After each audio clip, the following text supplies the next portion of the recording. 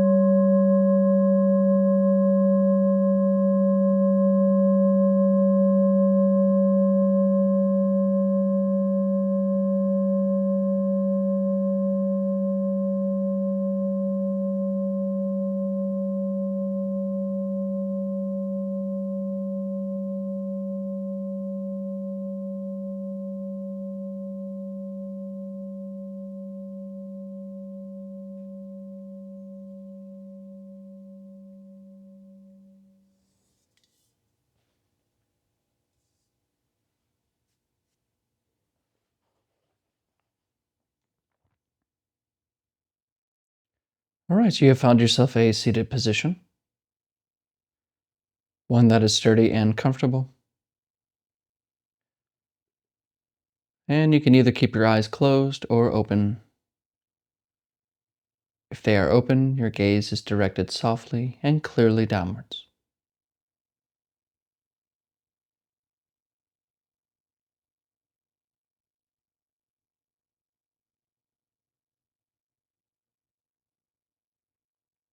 And we begin by not beginning, not starting, not creating a divide between sitting down and noticing and the so-called rest of our life.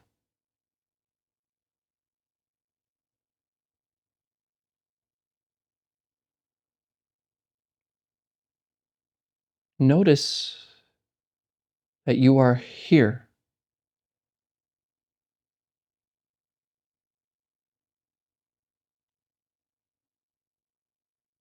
This fact doesn't change whether you are working, driving, walking, talking, doing your daily stuff.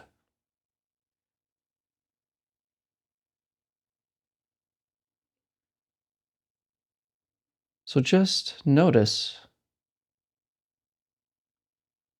this moment.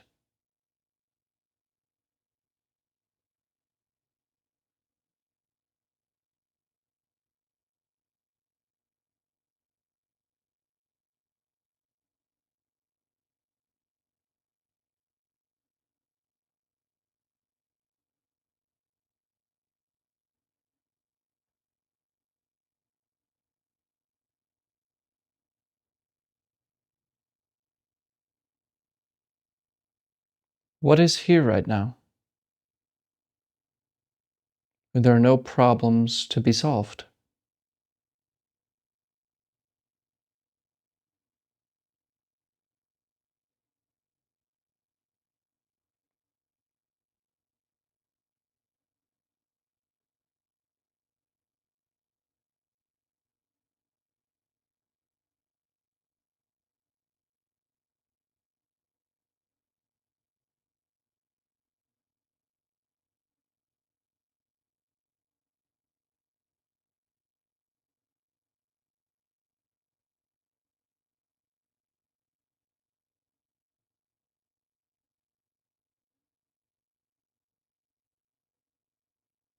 There's nowhere to go,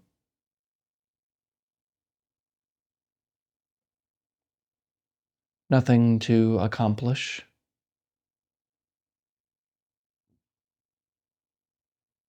nothing to sort out or fix,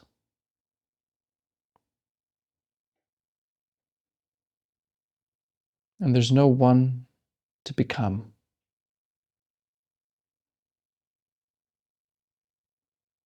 You are here.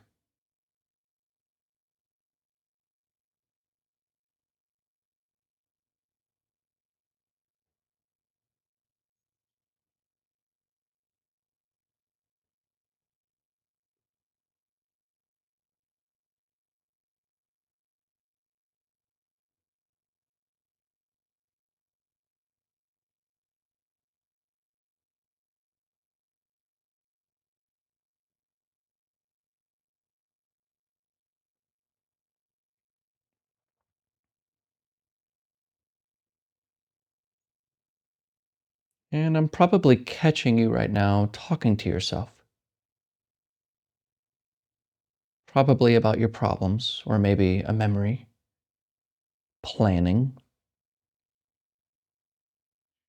Just notice that when you are lost in thought, talking to yourself in your head, you're no longer noticing this moment.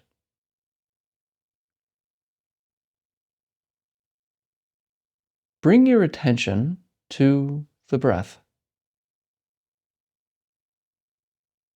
and just see for the next minute or so, you can just notice the breath go in and out without being distracted by this next thought.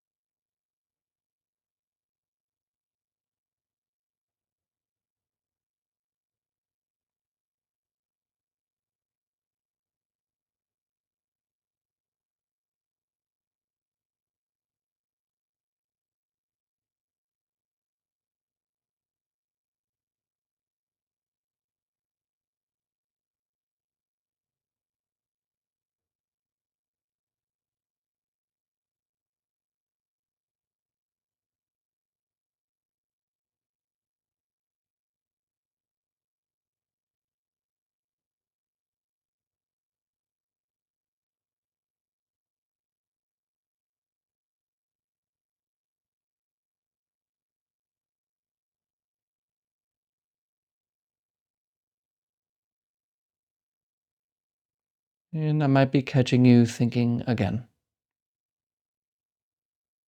and that is okay. Only when you notice that you're lost in thought, just gently return to the breath.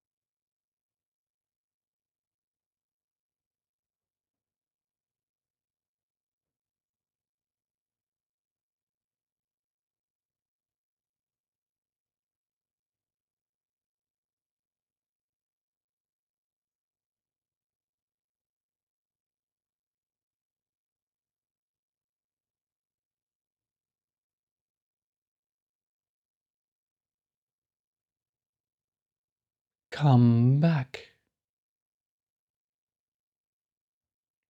Gently return to the breath.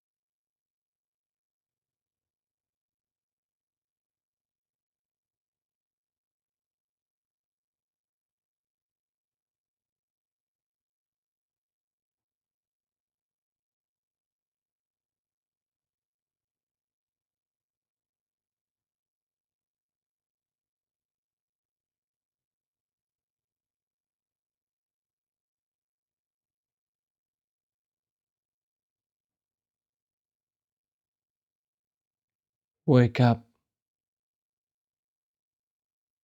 Wake up from thinking.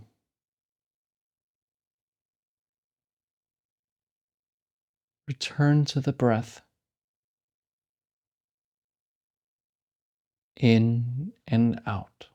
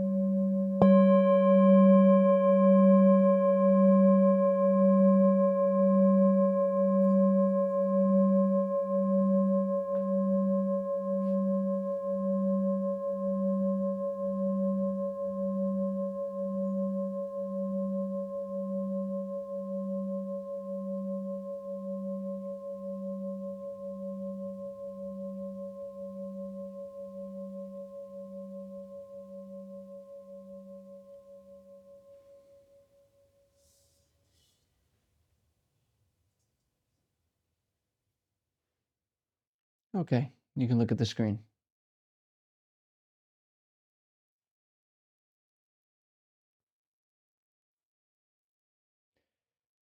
I'm sure you have you ever had this experience? I'm sure you have, everyone probably has, where you're at the gym or maybe you're somewhere at work or you go to the same place every day and you always see that person, you're kind of like, I don't like that person.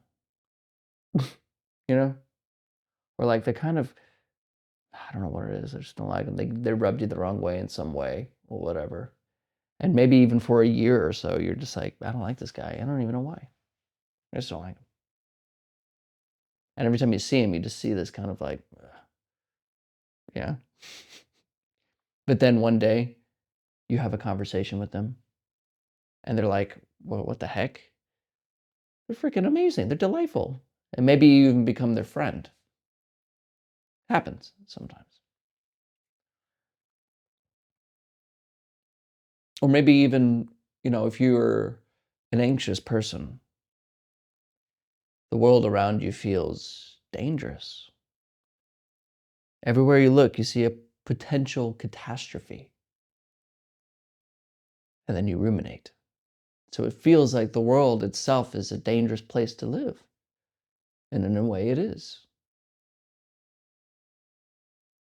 Or maybe if you're depressed, not chronically, but just, even a day of depression or whatever, the world seems bleak. Just another day. Seems kind of boring, useless. Yeah. And it's interesting that we feel this way. Because whatever our mind says is what we experience in the world. Our minds, our thoughts are literally creating the world that we feel ourselves to live in. Now, I'm not saying that consciousness is fundamental and it creates reality itself. That's not what I'm saying. But our experience, our individual experience, which is different for everyone, is painted by thinking. Even think of it politically. If you're a Democrat, you feel the world that you live in is being overrun by Republicans. If you're a Republican, you feel that you're fighting the good fight against the Democrats. And, vice versa. Everything is, the world you perceive is the world you believe. I should write that down. But the world you perceive is the world you believe in. Which is why if you believe in God, you see God everywhere. Everywhere. If you're a spiritual person, you see the spiritual thing, that life is one big spiritual experience. It is because our thoughts create the reality we live in. So, this is why what we're doing here by leaving thinking alone is waking up from the dream of that world. The dream of whatever world we find ourselves in. Whatever we can say, we wake up from it. So if you're a bleak world, oh. And what's interesting is most of us have kind of a negative view of the world. It's kind of normal because biologically and evolutionarily, because of evolution, we're kind of not satisfied with things because that keeps us surviving. So most of us have this unsatisfactory view of the world, regardless of what flavor it is, whether anxious, bleak, political, or whatever, social. And we talk about ourselves in that way. I'm this kind of person. I'm that kind of person. That's that kind of person. I'm not that kind of person. All these categories and thoughts is how we perceive the world. So when you wake up from thinking, when you just give yourself a moment of moment, free from the veil of thoughts, it's like waking up from a dream. And a lot of people, when they instantly kind of see this, oh, I'm just making this up. There's just words going on and I'm believing them. It has nothing to say about this, or this, or this. They laugh. Because most of our trouble exists in thinking and not seeing that our beliefs aren't reality. Our beliefs are just that. They exist here. And so when you leave, and not just believe, just any kind of concept of what you think the world is, when you leave it alone, leave all thinking alone, then there's just this. Not good, not bad, not happy, not sad, not up, not down, not spiritual, not material, just this. And what a relief. So practice. Wake up from thinking. It's really the only thing truly worth doing, in my opinion. Thank you for your time today. And remember, if you have any questions, please ask. I will post a video soon. I know it's been a couple months since I've done this, but I'm going to post a video soon for the next Q&A. your questions in the comments. I'll answer them. And there's also, stay tuned, there's some new things I'm thinking about doing, not just thinking, but developing actively right now, and which would involve a live Q&A, retreat stuff, live practice stuff, so stay tuned. Anyway, thanks again for your time, and as always, I'll see you tomorrow.